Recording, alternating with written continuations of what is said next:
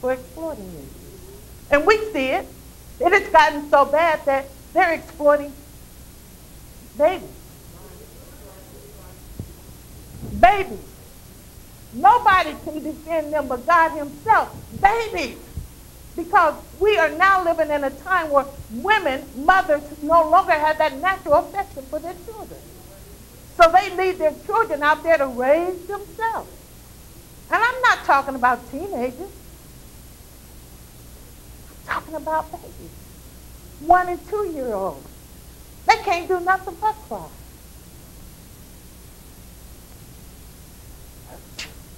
Good moral standing.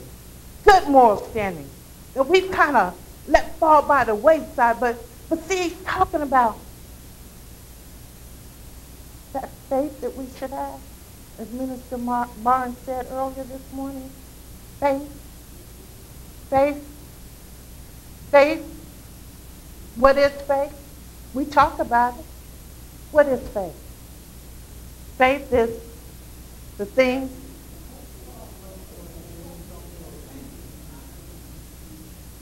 but do you understand that? And see, when I say that, is that when you go through something and it doesn't appear to be a way out, then if you don't know what faith is, then you can't possibly begin to stand on it. You don't know what it is.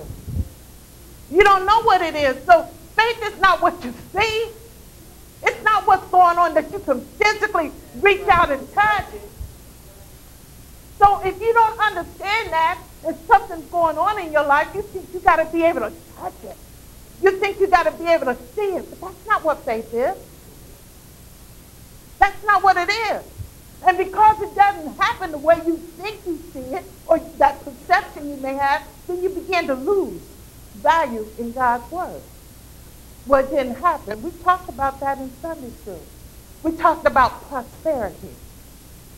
And the question from the teacher was asked of us is, what's prosperity? What's real prosperity?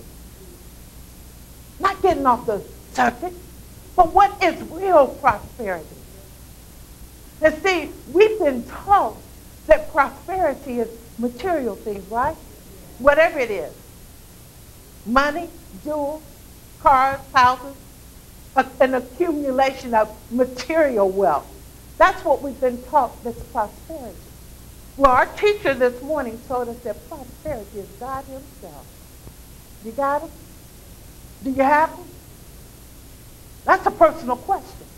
Do you have God in your life? And if you do, stop looking for the material wealth. Because what you got is more than enough. It's more than enough.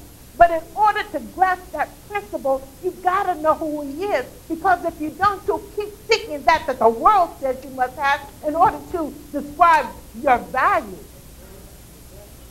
The world says it's got to be material.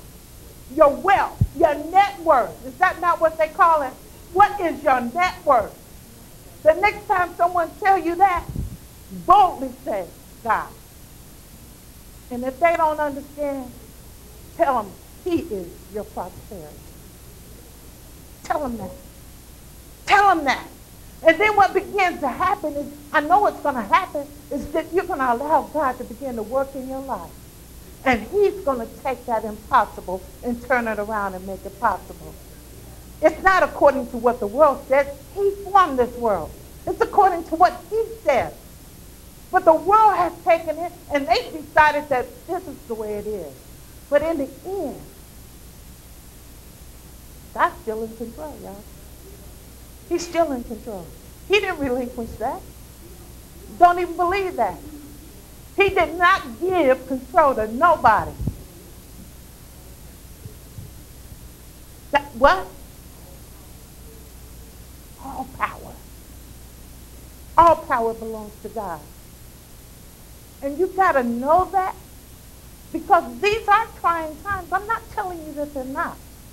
Now, don't be fooled. Don't be mocked. And if you don't have a relationship with God, I guarantee you, you will be.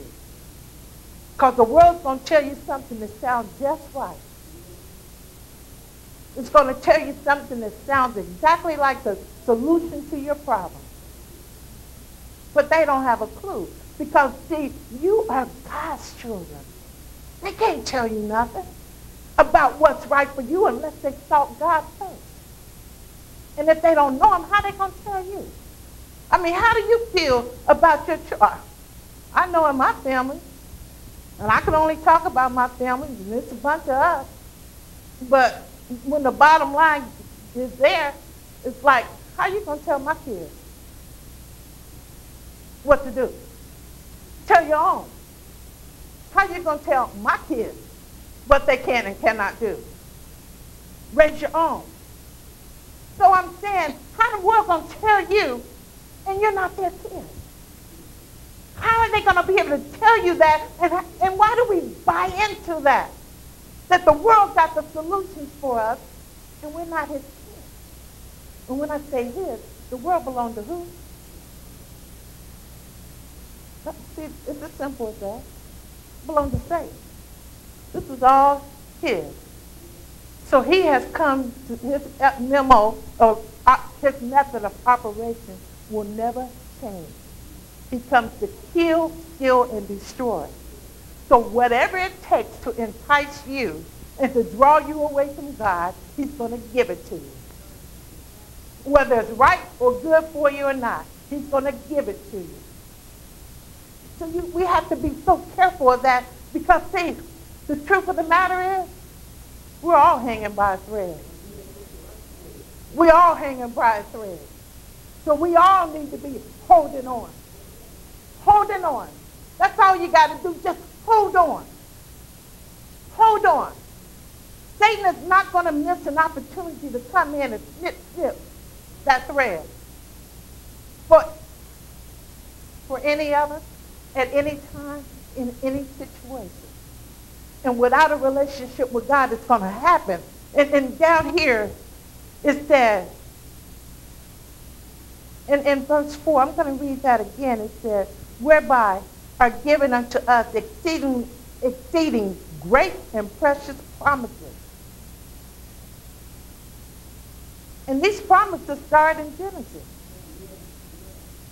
I don't even know how many promises there are. I've heard people say, but when I began to study and for this message myself, I said, well, Lord, I can't remember all those promises. But that's how many promises, to the point I just stopped counting them. Because there were more. There were more, but what I found is that when I found a promise for this, then I needed to go up somewhere else to read about another promise. And when I got there, I found another promise.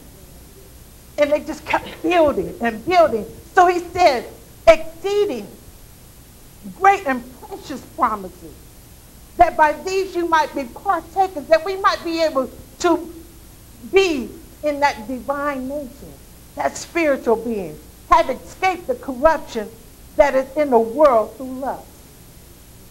Lust is gimme, gimme, gimme. Whatever that may be, gimme, gimme, gimme. Whatever it is, I want it now. We call it this generation of instant gratification. Well, guess what? Those of us that are old-timers, we have graduated to that generation too. So we can't talk about it's just the young people. We want it too. We want the same things that they want. 5, and it said, and besides this giving all diligence, add to your faith virtue, and to virtue knowledge.